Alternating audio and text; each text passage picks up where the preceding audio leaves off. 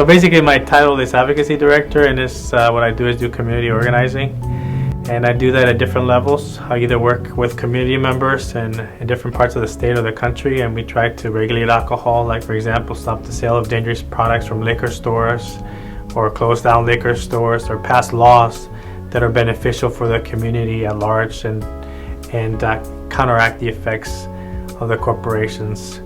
What we do is we monitor the alcohol corporations and try to regulate the harms that they do in society, whether trying to reduce alcohol marketing to youth, trying to get dangerous products out of the market like alcohol pops, or trying to raise taxes and fees so we can get some money for recovery, prevention, and emergency care for folks affected by alcohol.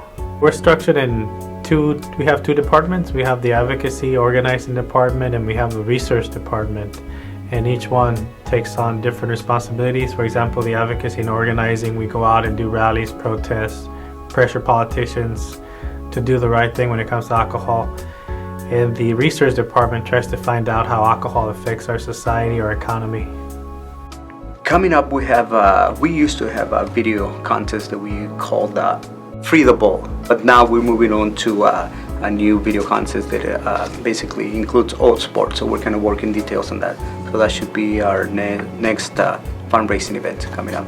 This organization basically is funded by the Buck Institute, and also we have received some minor funding by the California Endowment, and also we do our own fundraising. Well, the Aquapop Free Zone is a group of teens. We're trying to get Canal to become an Aquapop Free Zone, which is no more sellings of Aquapops, which are for locals, Mike Hard Lemonade, Smirnoff Ice, and all those other brands. These strings are pretty much targeting the youth from 18 to 22.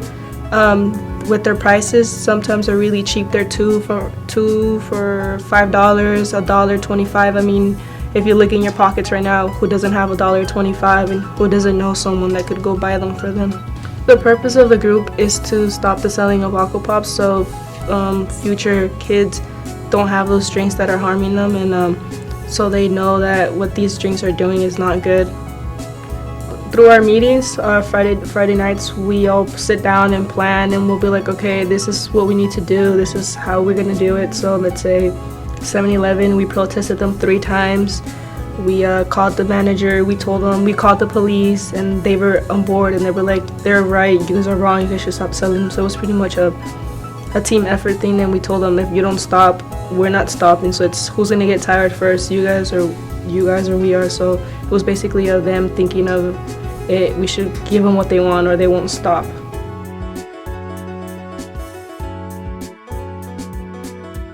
We have a Facebook page, and also we go out and talk to the community. We'll go out around like on one of our Friday meetings. We'll be like, hey, this is our program, please come if you can, or or we just basically through our friends. It's mostly how we have more people come.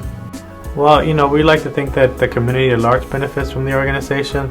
We're the only one of its kind in the nation that goes after the corporations and tries to make them responsible for the harm that they cause to society.